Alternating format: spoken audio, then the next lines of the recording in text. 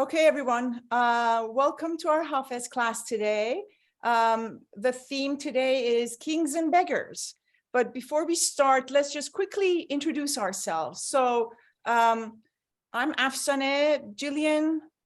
I'm Gillian. Hello. From the UK originally. Neda. I'm Neda. I'm in New York City. In New York City. Sao. Hi, I'm Sao. I'm originally from Hong Kong. And you're here in Maryland, right? I'm here in Maryland, yes. Yeah. And finally, Hale. Hi, I'm Hale, Persian, located in Maryland. Maryland. The magical thing, Hale brought two pieces of magic to today's class, always with the HAFEZ group, something a little spooky happens. First of all, that she's born in Shiraz. So she's HAFEZ and Hale were born in the same city. And then the second piece of the magic comes up in about 20 minutes. It just occurred to me a couple of minutes ago. So guys, what we usually do is give a quick, spontaneous, 2-3 sentences long expression of your connection to spirituality. So what does spirituality mean to you? And there is no right or wrong answer. It's just spontaneous. And every time, sometimes people's responses even change. Okay. What does spirituality mean to you, Sal?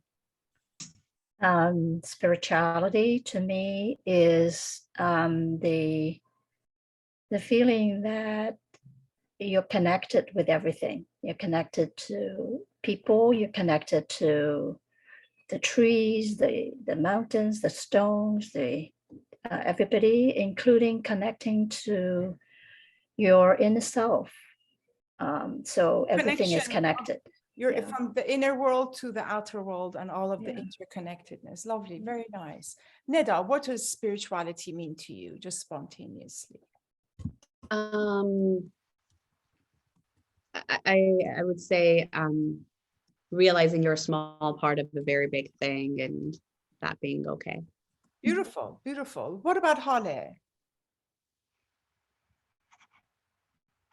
Microphone. I will echo whatever Saul said because I have the same definition for spirituality. I think it's a connection of us to the whole planet, whatever is happening. Very nice. What about life? Very nice, very nice. Gillian? Yes, spirituality to me is home. I think we need to have a concept of home in a broken world. And this world in many ways feels broken to me. And what is spiritual in my life gives me hope that there is another way, there is another path, and there is a way home. That's so beautiful, Gillian. I love that, you guys, because in a way, I remember during COVID, this group was meeting every other Saturday. For the entire first year of the lockdown, we met 25 times over the course of about 50 weeks. And that was our spiritual home. And it taught me, Gillian, that there are dimensions of home that are internal, that there could be a global lockdown, but we can still access an internal world. And we diligently met for an entire year, and you were part of it. Sa was part of it. Hale, I think, popped in and out a few times. So Neda, just letting you know that how special that was. That's a beautiful description, Gillian. Thank you. And I quickly usually share with the group that spirituality to me is a mindful way of living where you create spaces where the presence of the divine can be experienced. So it's a way of life where, you know, you say, what did I do today to ensure that I experienced the divine? And certainly for me, these groups are one of them. So I'm so happy that all of you are here. And today's poem, we're going to look at the theme of Kings and Beggars. Given that I'm recording this for anyone in the audience, we typically do 2 single couplets from HAFEZ that come from different poems, but the couplets themselves are standalone poems. So I picked 2 couplets with the same theme this today, Kings and Beggars, and we go through it and apply it, analyze it, internalize it, and all of that. Before I start, you guys, I've talked about great books that we've studied that are helpful for those studying Hafez. I just wanted to quickly share with the audience as well this book, The Hand of Poetry, 5 Mystic Poets of Persia. These are a series of lectures by Inayat Khan given in San Francisco in 1923, so 99 years ago. And he introduced 5 Persian poets to the Western world. And the Indian scholars, in the English language, the Indian scholars do a spectacular job of presenting the poet's mind and heart. Partly, my guess is because they come from an Eastern culture themselves. So if anyone ever buys one book, I've shared with you multiple books, usually around a dozen, but this one is a wonderful start. So we're going to get started, you guys. We're going to do a quick exercise, just 1 minute, where if you have a note and paper, I want you to give us an answer. And this is the question. So we have the theme Kings and Beggars, right? So the question is, what are the risks to being a king from a spiritual perspective? What are the risks to being a king from a spiritual perspective? Okay, so I'll just give the group 1 minute and we'll come back and spontaneously review. Again, no right or wrong. We just want to spontaneously review your answers. What are the risks to being a king from a spiritual perspective?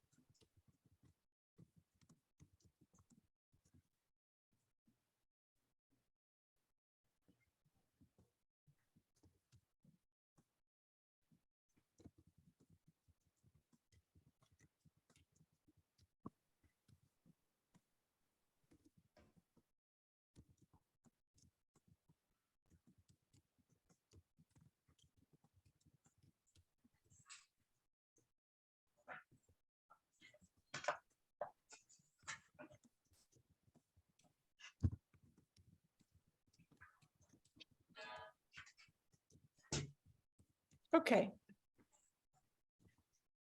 Let's hear. Neda, what do you think might be the risks to being a king from a spiritual perspective? That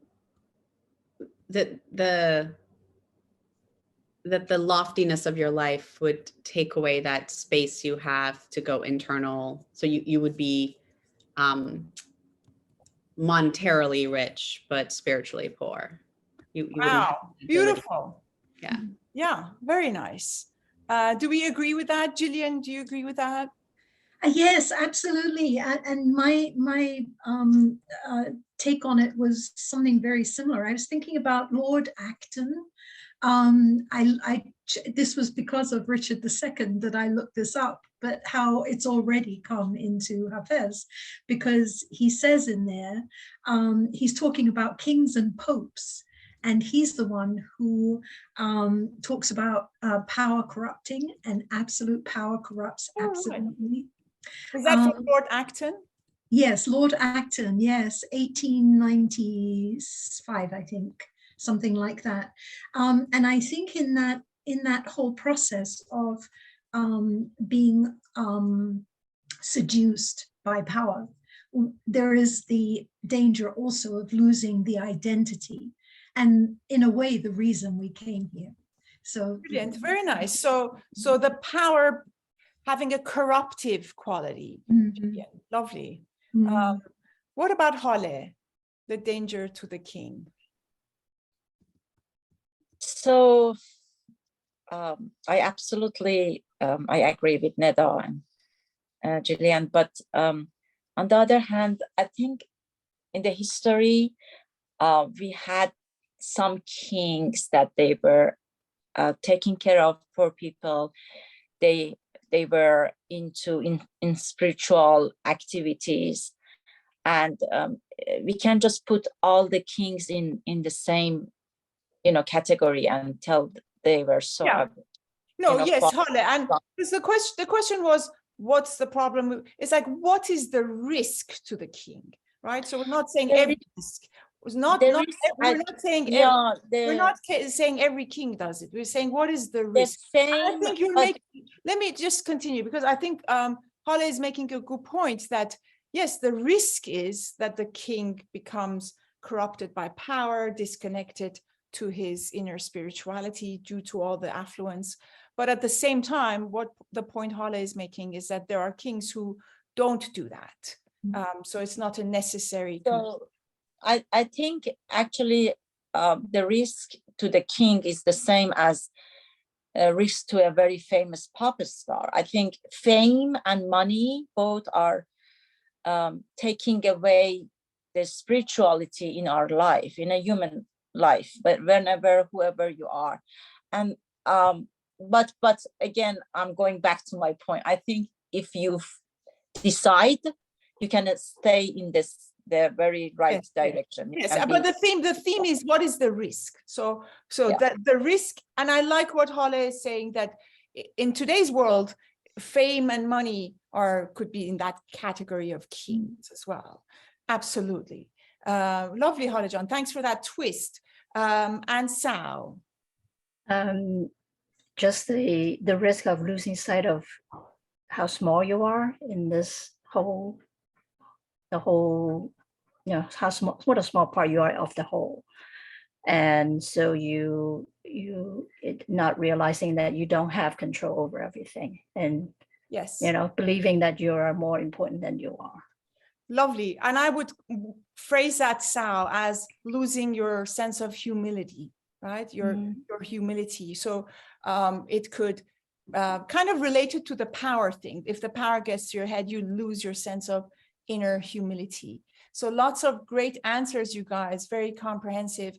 And what Neda put initially stated was brilliant in one sense, in the sense that it matches a quote I want to share with you by my personal U.S. president, John F. Kennedy, who I think was creating a shift in the United States. I don't think the shift necessarily continued to the extent he wanted to, but he had an awareness. If you go to the Kennedy Center, which was built to celebrate the arts, it was completed after his death, but the commitment to the arts was this idea that very in line with the Persian way, where spirituality is expressed through beauty, through creation, through art.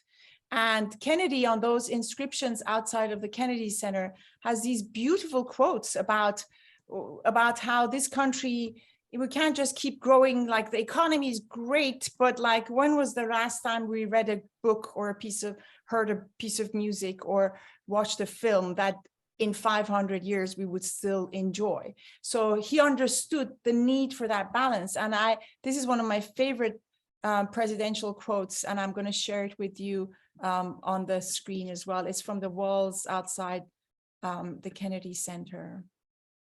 It's almost Neda's thing to the word. This country cannot afford to be materially rich and spiritually poor. And then to further the appreciation of culture among all the people, to increase respect for the creative individual, to widen participation by all the processes and fulfillments of art. This is one of the fascinating challenges of these days, John Fitzgerald Kennedy. And that's why I have one of his, a little picture of his on my bookcase if ever you come to my home, because to me, understanding that is huge. So I thought to share that as well with you. So just to recap, we had the risks of fame, fortune, being a king. The risks are the power can get to your head, a loss of humility, and a disconnection from your spiritual side due to all the material wealth that is abundant to you.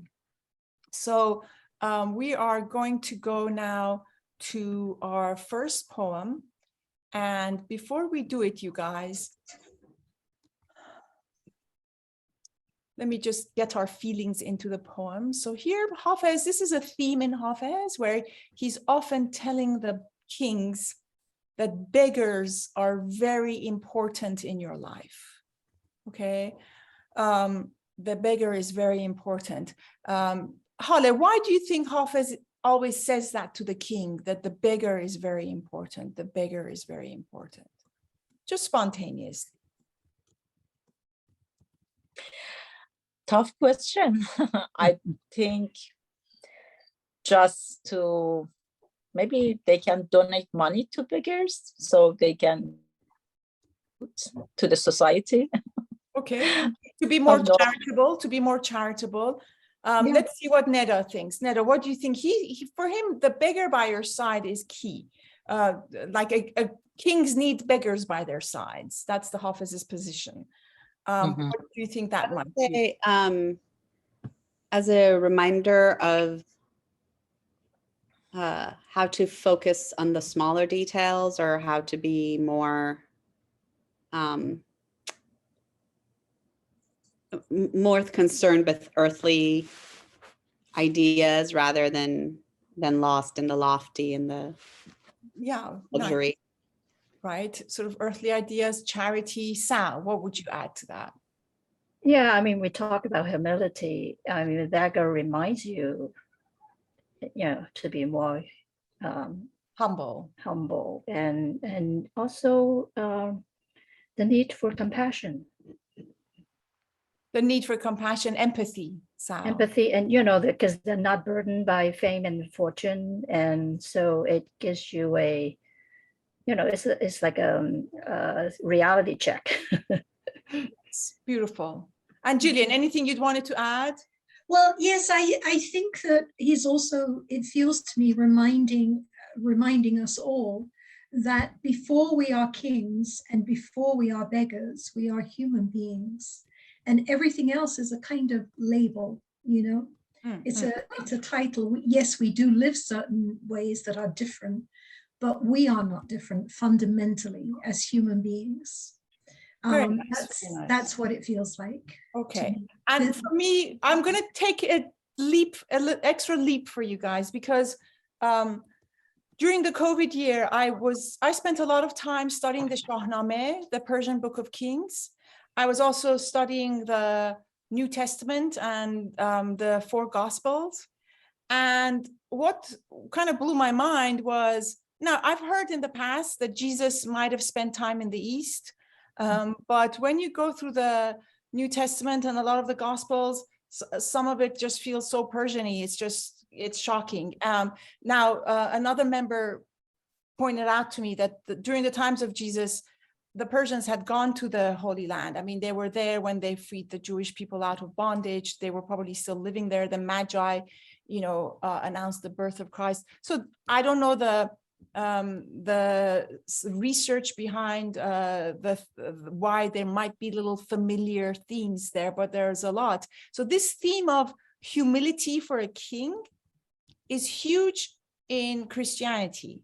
So the idea being that you're closer to God when you're poor, when you're not focused on material wealth. When you're in need. I mean, I don't know if you ever have experienced that when the more needy and broken you are, the more you connect to something divine. And in the Shahnameh, the Persian Book of Kings, also, it talks about how if you become a king, you need to become a slave.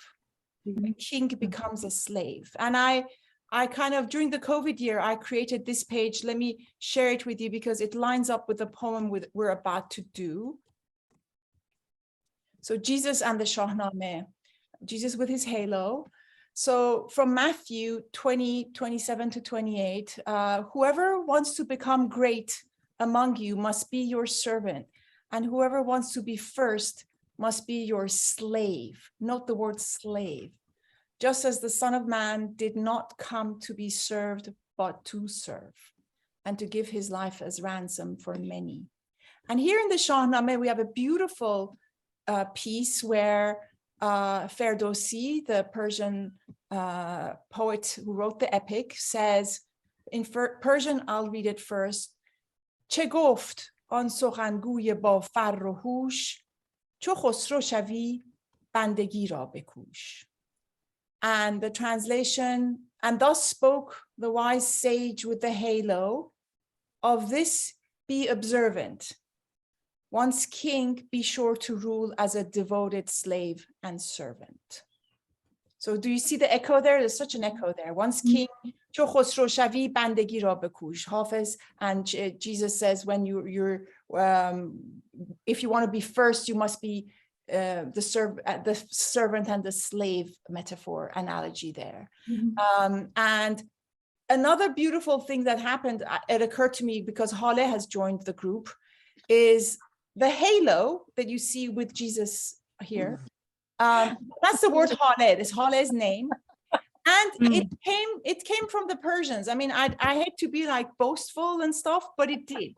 It came from the Persians. And what Hale was saying in Persian mythology, the halo near the Zoroastrians had it, and in the mythology, if a king wasn't servile enough, wasn't a good servant, he lost his halo.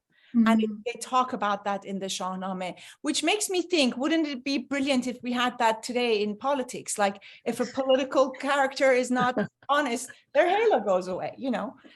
So I thought to throw that in. That was the second bit of magic about Hale being here today. Not just that she's born in Shiraz, but halo came in today's class and Hale showed up. So with Hafez, we usually have these coincidences. So guys, did that touch something on you? The idea of that humility, the reason the humility and the beggar is important is because in those spaces, your connection to the divine is amplified. So that's the reason the king needing a beggar by his side is so important. Okay, and so you're going to launch into the first poem now, which is about justice for the king.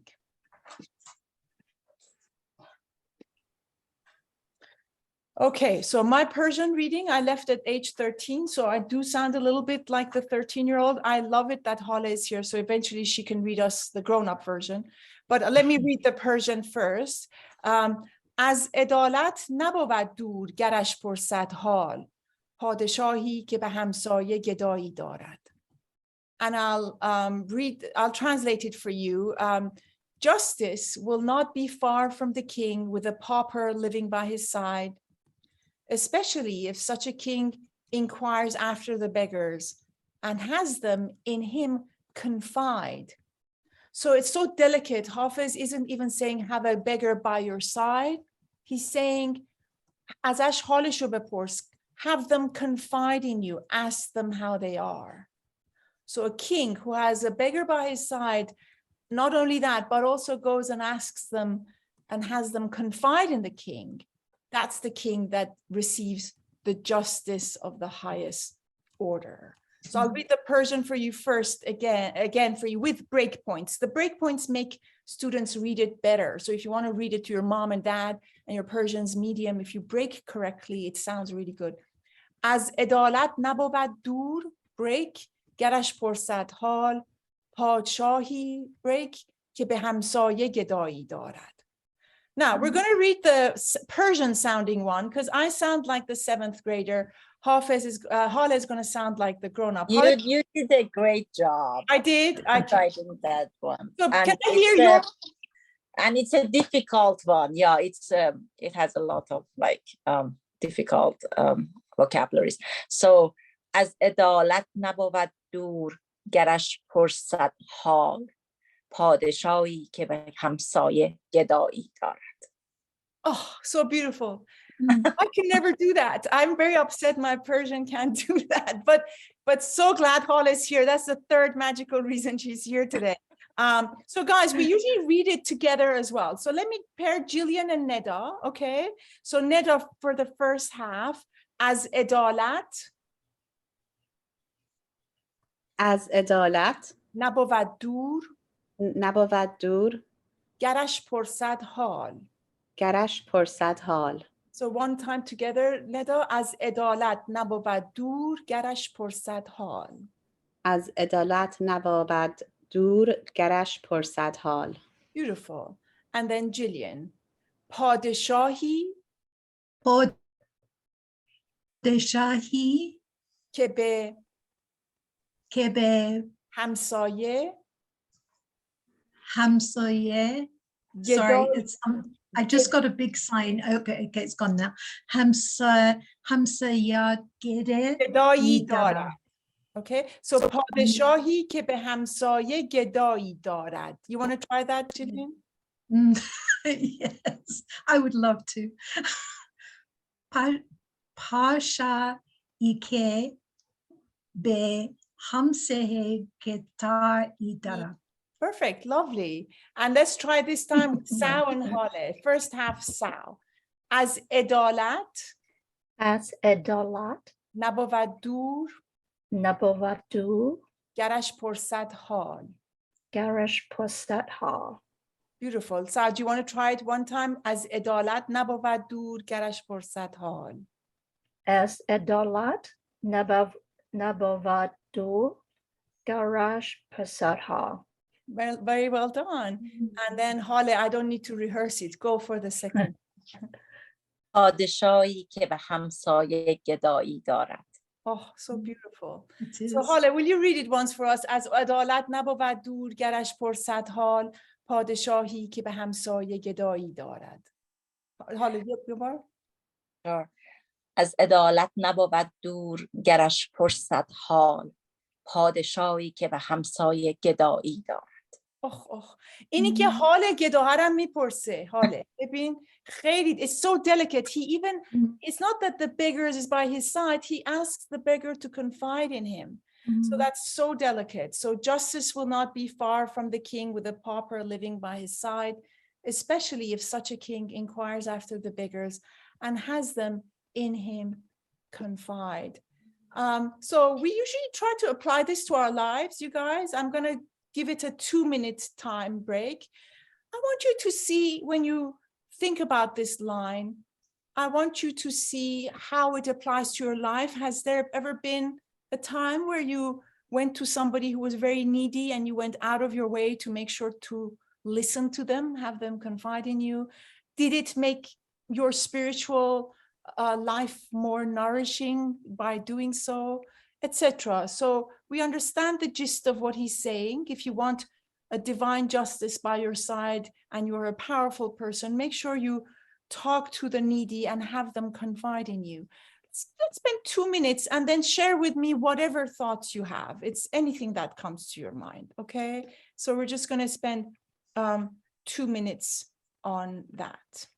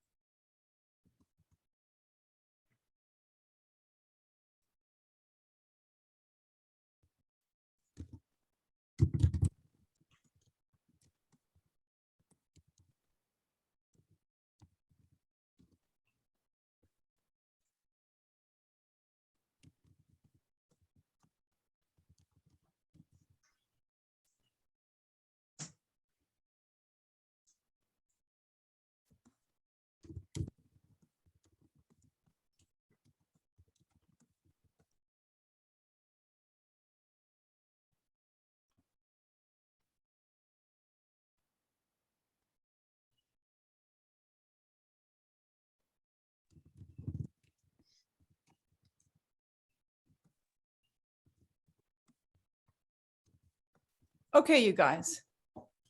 let's see. This is always a lovely part because it's so spontaneous and it echoes the beauty of Hafez, where it resonates so differently in every heart. So Neda, would you want to share? Sure. You know, it makes me think about how when you're so involved in your own problems in your own life, sometimes talking to someone who's in a deeper ditch or less fortunate just reminds you of what is really valuable, or, you know, reminds you of how to be appreciative of what you have. And so yeah, you know. That's beautiful. Lovely. Perfect. Yes, because we often find ourselves wallowing in our own sorrow, and then sometimes there's someone else that might need your help, and that kind of coming out of your sense of self-pity. Very beautiful, Neda. Let's see what Gillian would have to share. Yes, forgive me if I've told you this before, because this is it's always continues to make an impression on me every time I think about something like your question. And this has to do with charity and how undignified it can be sometimes for the people who are on the receiving end of it. And sometimes there is no time to have them know who you are and why you are giving them something. So I decided long ago that I wanted when I gave a homeless person money, particularly when I'm in a car and the car stops at the light and they come and ask, and I give them money, I ask for something in return. And what I ask them to do is to say a prayer for me. And it's been the most extraordinary. Two things happen every single time. Well, actually, one thing happened once. The other thing happens every single time. Every person asks me my name. Oh. They say, yes, I will. And what is your name? And one person actually knelt down by my car and said a prayer for me right there while I was in my car. Wow, that is so beautiful, Gillian. And you know what? I think what you're doing is making them understand you might need money, but I also need you. Yes. Yes. And by doing that, you've given them their humanity back. Because you're saying you might be spiritually poor, sorry, you might be materially poor, but because I know you're spiritually rich, let's have an exchange. Exactly. How beautiful. Thank you. Wow, I love that. Fantastic. Thank you. That's why these conversations end up always being so just lovely. Hale, what did you want to share? Mine is not as interesting as Gillian, so and then I will go with the very something that happened very recent. Just this morning, there was an exhibition, artistical exhibition here in DC. So I drove there, and then there were a bunch of like women, and also there was a table that there was a few people sitting there, and there was some books on the table. So I had no idea what's going on, but I found out it might be the book is the meaning of that table. So I grabbed a book, and then I tried to figure out what's the connection of the book with those people, and start talking. And then I noticed the author of the book was there. He was that young guy, but he was not able to communicate. He was, I think he was deaf, and also he was not able to talk. So I was like, okay. So I had a lot of questions and I was just asking without knowing that those people at that table, they were all not able to respond to me. So I felt so bad. And then I start just reading the topic, the description of the book. And then I realized this is the least I can do. I just bought one of those books.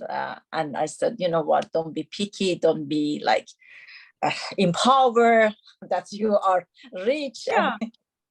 So it sounds like you came, it was like whereas with Gillian in the traffic stop, the beggar comes immediately, it's a beggar. With you, it was a surprise. You were shocked that these people need something. And it kind of, someone pushed you in the swimming pool, you know, it's like, get humble, right? No, but reading book is always my, the way of my no, I leisure understand, time. but the idea, the what you were describing was the surprise need to become humble. You were like suddenly pushed to be humble. And that moment, it makes sense why the poem is reminding you of that, Hale. So nice. Thank you for sharing that.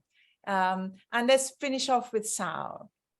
Well, I mean, we talk about humility, so it's the same thing. You know, it gives you a sense of humility, and also elicit compassion from you, and makes you be more in touch with humanity, and you know, and you feel gratitude for something that you have. You know, you're not in, I mean, that, to use Nada's phrase, you're not in a deeper ditch. Yes.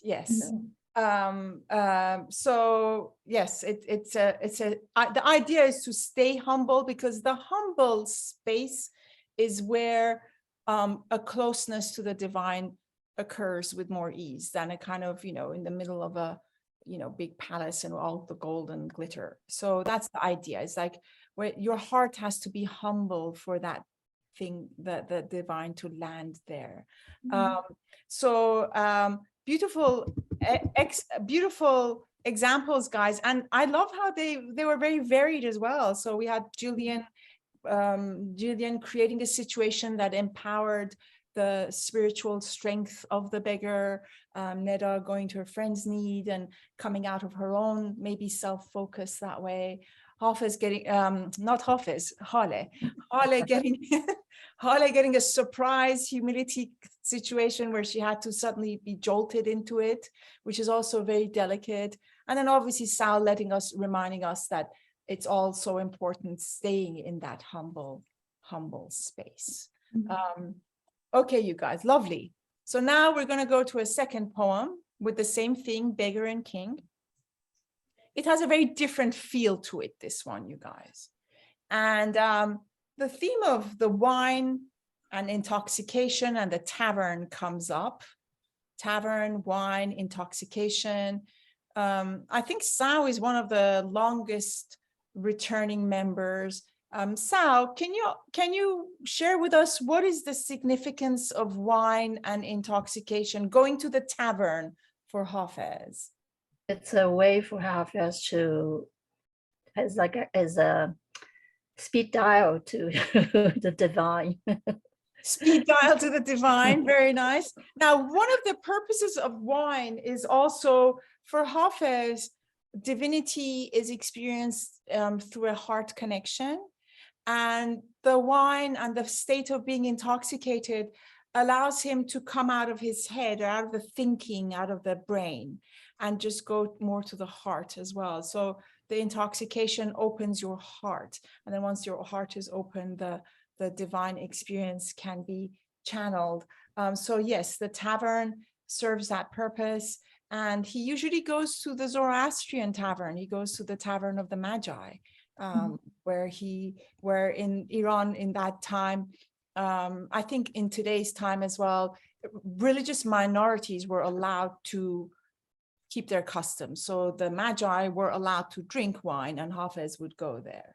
Now, I won't belabor the point, but there are other interpretations that say the wine is not wine. It's really a metaphor for communication, prayer, etc. And I think it can be argued that it's all of the above. It's all of the above. I mean, the guy lived in Shiraz. Shiraz is a birthplace of wine, you know. So I see Hale nodding, thankfully.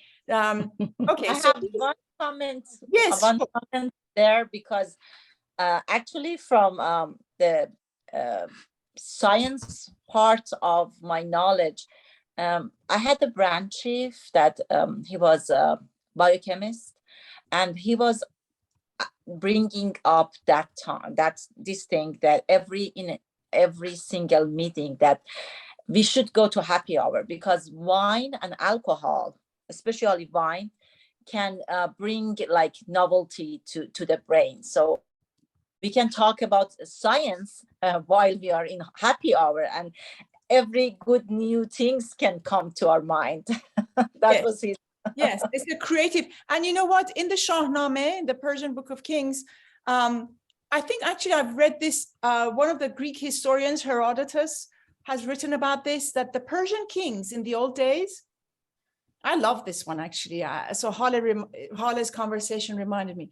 The Persian kings, if they had to make a very critical decision, right? They had to get a yes. Once they had to go review the situation, once drunk, once intoxicated, once sober. And if both decisions matched, then they would do it. Oh, I do that in my own life. I'm a bit allergic to alcohol, but I'm kind of a bit drunk around 2 o'clock in the morning. So I'm like, if it makes sense at 2 o'clock in the morning and it makes sense at 2 o'clock in the afternoon, do it. So, yeah. So I've always loved that idea that that's how important intoxication is, because it's the other side of your brain and you do the two together. So good job with your supervisor, Hale.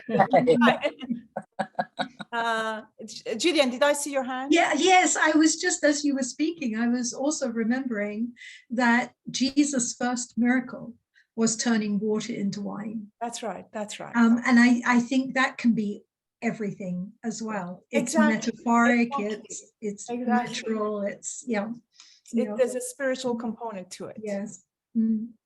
So here, guys, we're in the tavern, okay? Now, Hafez thinks of himself as a beggar. He's like, I'm the beggar of the tavern. Because, in the tavern, you could have wealthy people come, you could have other kinds of people coming. He's like, no, I'm the wretched in the corner. I'm the beggar in the tavern. However, he says, I might be a little guy in the tavern, but the way that I get drunk, because there's intoxication and intoxication, right? You can get intoxicated and just kind of like, come out the pub, vomit, that kind of thing. I mean, it's intoxication. You know what I mean, Gillian, in England, when you walk on Sunday mornings outside the pubs, there's like little circles of stuff on the sidewalk. So you can get intoxicated and just like puke it out, or you can get intoxicated, kind of become sweeter, or you can get intoxicated and just go right to source. So Hafez is saying, listen, I'm in the tavern, I look like the beggar, but guess what? When I get intoxicated, then I am the king. That's the poem. Okay, he's very proud. Hafez knows who he is. Sometimes he gets a little bit, like, hey, this one, it has a little bit of, he enjoys knowing who he is. Okay.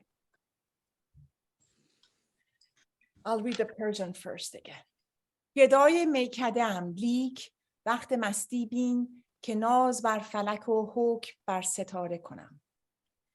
So, though just a tavern beggar, behold, because once intoxicated, I flirt with the universe and command the stars overhead. So, گدای میکده ام لیک به فارسی قدیمی یعنی ولی، گدای میکده ام لیک وقت مستی بین که ناز بر فلک و حکم بر ستاره کنم. So he's saying, when I get intoxicated, I'm a beggar before intoxicated, but once I'm intoxicated, he doesn't even say I'm king, he commands the universe.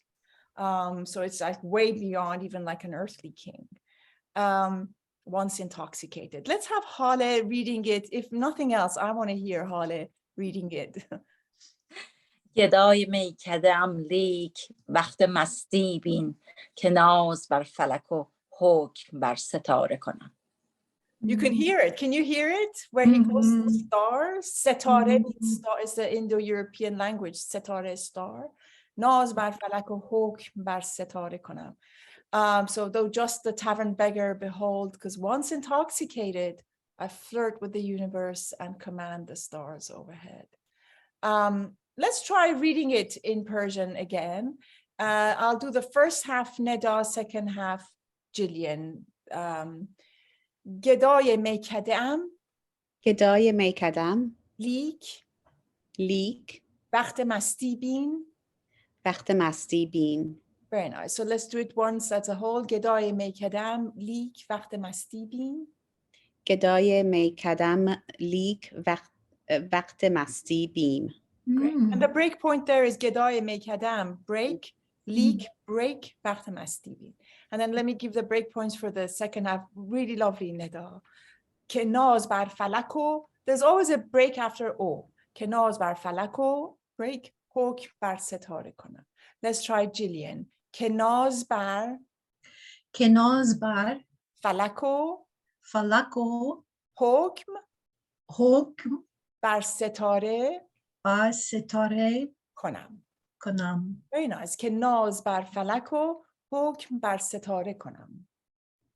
که ناز بر فلک و حکم بر ستاره کنم. Beautiful, Jillian. Very nice. And then the second one, we're going to go first half Hale, second half Sa. So Hale John, the first one. گدای میکده ام لیک وقت مستی بین. Oh my Lord, you guys, when Hale sings it, I get intoxicated. I can't, I'm like in a different space now. Okay, come back. Okay. که ناز بر فلک و ساو که ناز بر فلک و حکم بر ستاره کنم.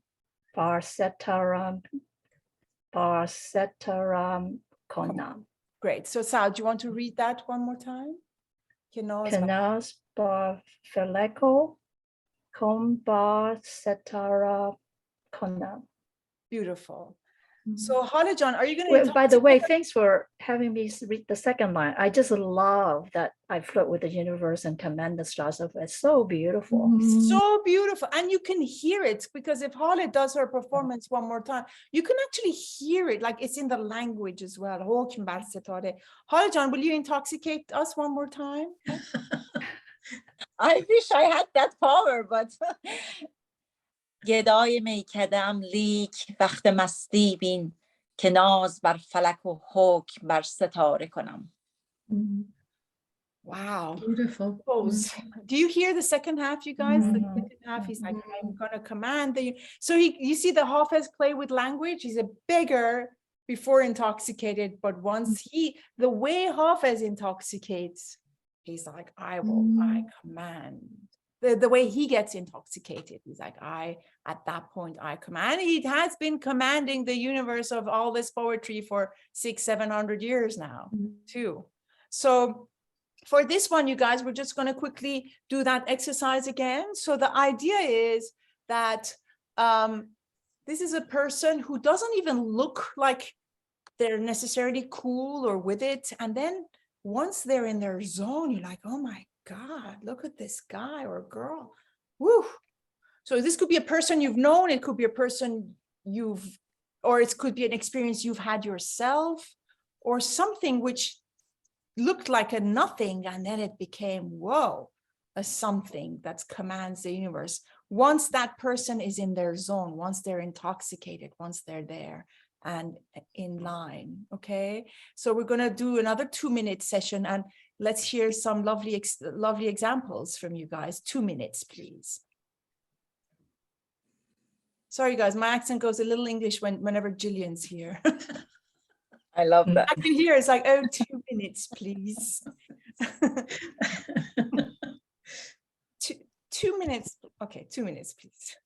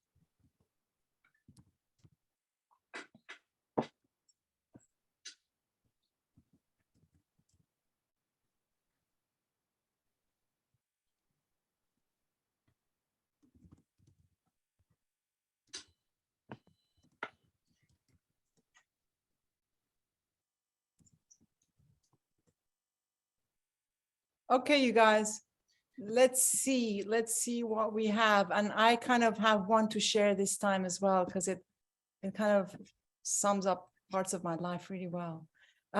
Okay, you guys, let's go to Sal. So I experience it often when I meditate, and instead of this beautiful line, I float with the universe and command the stars overhead. What I would feel is I feel like I'm floating in the universe and, you know, the infinite space, and that I am living among the stars. But do you start off, so did you start off feeling like a beggar? Did you kind of start off not feeling good? Because, you know, the poem has that switch. Right, exactly. So, you know, if I feel low, you know, if I'm you know, not feeling, you know, like out of sorts, once I get into that space, it just transforms. Beautiful, beautiful, lovely. Neda, let's see what Neda has to share.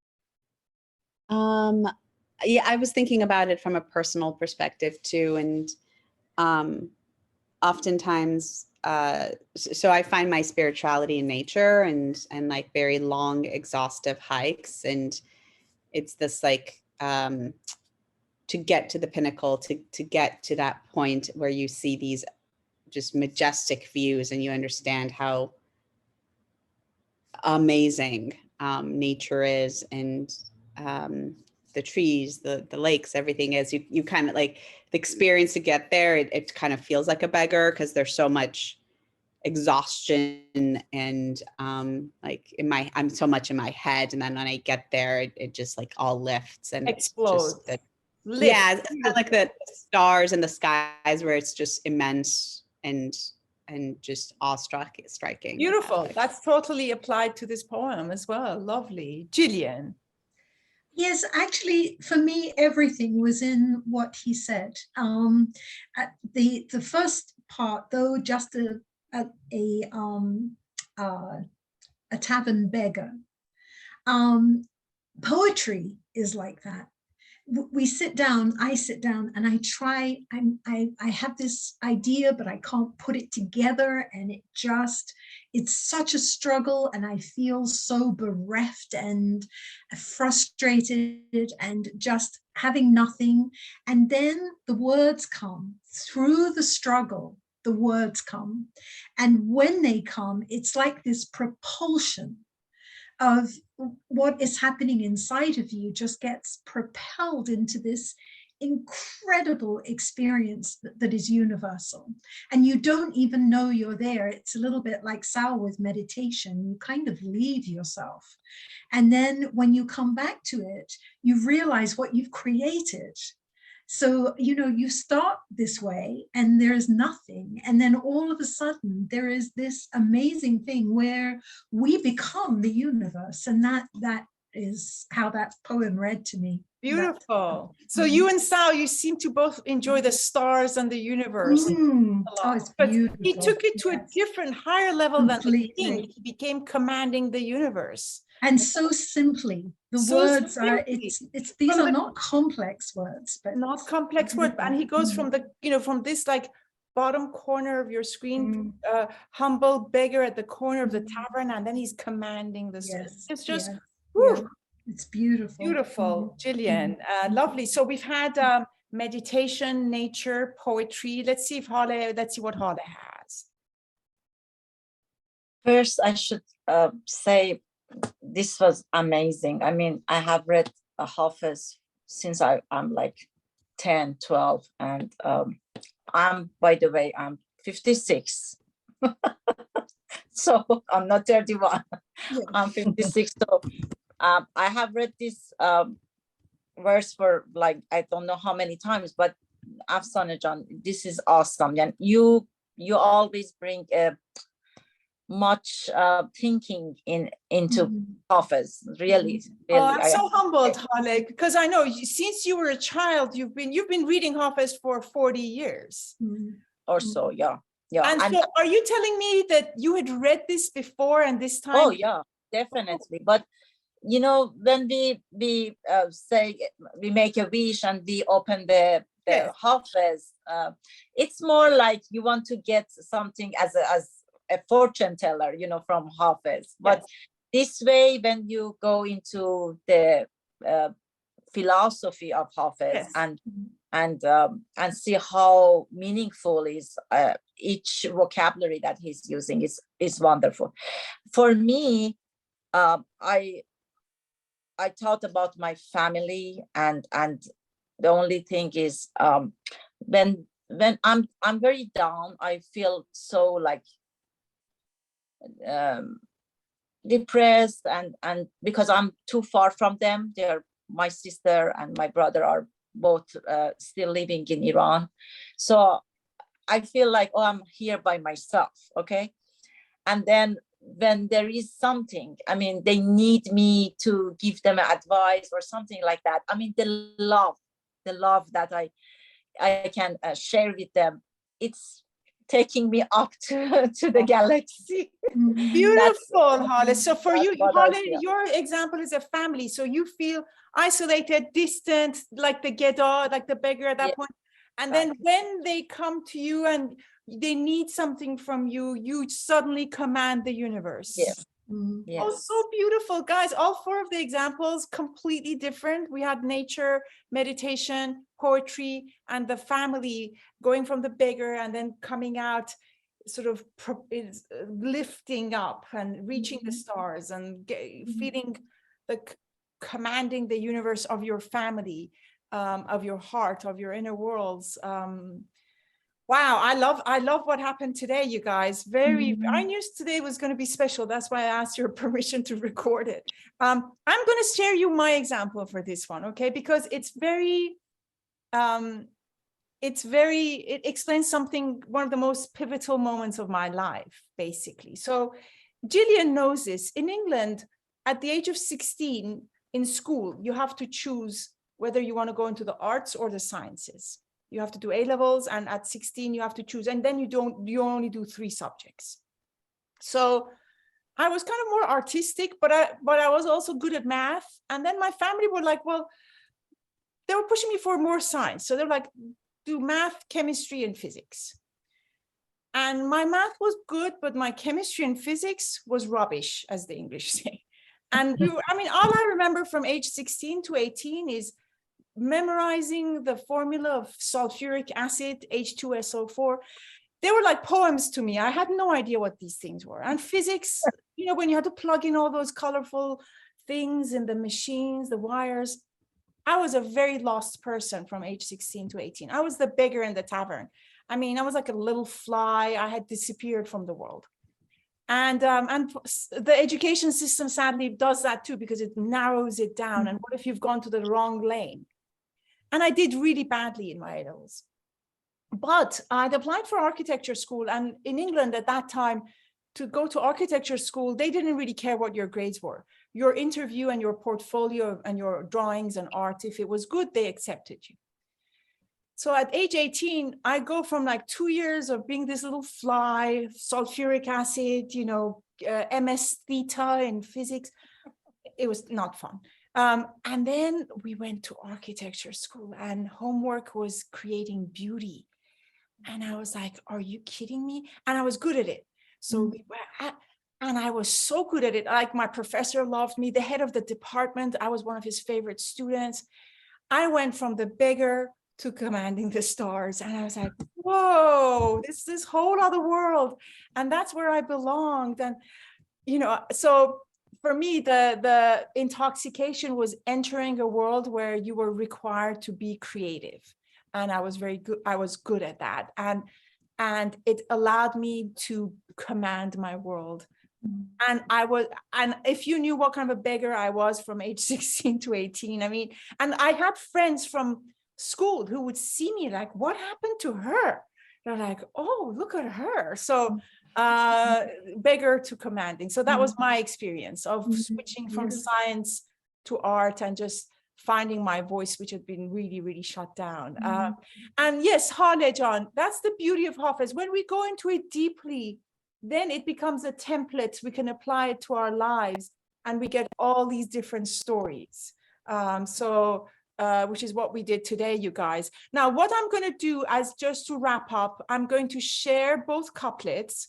So I'm going to get not Hafez, Hale. I'm going to get Hale to read the Persian and Gillian with your British accent to read the English. Okay. So we have Shiraz and London and England and all that.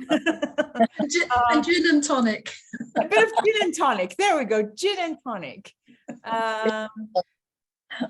Okay. So the first one, please, Hale Jan. از عدالت نبود دور گرش پرسد حال پادشاهی که به همسایه گدایی دارد. Justice will not be far from the king with a pauper living by his side, especially if such a king inquires after the beggars and has them in his confide. In him confide. In him confide. Beautiful. One more time, the Persian, Hale. از عدالت نبود دور گرش پرسد حال پادشاهی که به همسایه گدایی دارد. Beautiful, guys. So that was the first one. The idea, he was telling the king, keep the beggar by your side, not just keeping by his side, but have him confide in you, connect with him. And then the second one, guys, Hale Jan. گدای میکده ام لیک وقت مستی بین که ناز بر فلک و حکم بر ستاره کنم. Wow. And Gillian? Though just a beggar, behold, 'cause once intoxicated, I flirt with the universe and command the stars overhead. Lovely. Though just a tavern beggar, right? He's in the tavern, but a beggar. Lovely. And let's have Hale do it one more time. گدای میکده ام لیک وقت مستی بین که ناز بر فلک و حکم بر ستاره کنم. So in this one, Hafez is saying, I may just be a beggar in the corner of the tavern. Before I'm intoxicated, people think I'm just a nobody. But once I'm intoxicated, I command the stars and the universe. Naz bar falak o hukm bar setare konam, you guys. So this was a very beautiful session. I hope everyone enjoyed it. And I'm going to post it on my YouTube channel, which I think has about 11 subscribers, but it'd be a nice document. We honored Hafez. John F. Kennedy showed up. The new Gospel of Matthew came in. Shahnameh came in. And then, of course, all of your beautiful insights showed up as well. So thank you, everyone. Anyone have anything to share before we go? Gillian, Neda, Hale, and Sao, everybody, thank you so much. Hale. Can you please share your YouTube channel address? Yeah, you go to YouTube, put Afsaneh Mirfendereski there, you can become the 12th subscriber. It might have gone to 31. I'm not a very, everybody, Hale knows, Hale's a friend. I'm not a very big social media person, but I don't judge either. It's just, it doesn't quite work for me. But I will post this, but I will also share this with friends. So you can share it with other friends about this little magical, I think this was a very magical session. Hope it was magical for you as well, you guys. Anyone have any comments before we go? Well, before this session, I felt like a beggar. Now I feel like I'm flirting with the universe. Because of you, Afsaneh. That's so beautiful. Thank you, Gillian. You're commanding the stars. Love it was it. very nice meeting all of you. But okay, guys, John, yes, at the past, you used to share the poems, the verses that we read. Yes, this session was a little bit different. We were recording it. So it's 3:30, Hale. I will email everybody the poems tonight. Okay. I will email everybody, and then this is going to get posted on YouTube tonight. So the poems will be on the YouTube clip as well. It's a slightly long clip. If you want to share it with your friends, they have to watch it for an hour and a half. But assure them that by the end, they'll be commanding the stars, right? So thank you, Neda. Thank you, Sao. Everybody, bye. Thank you. Thank you. Thank you. Bye. Bye-bye. Bye-bye. Bye.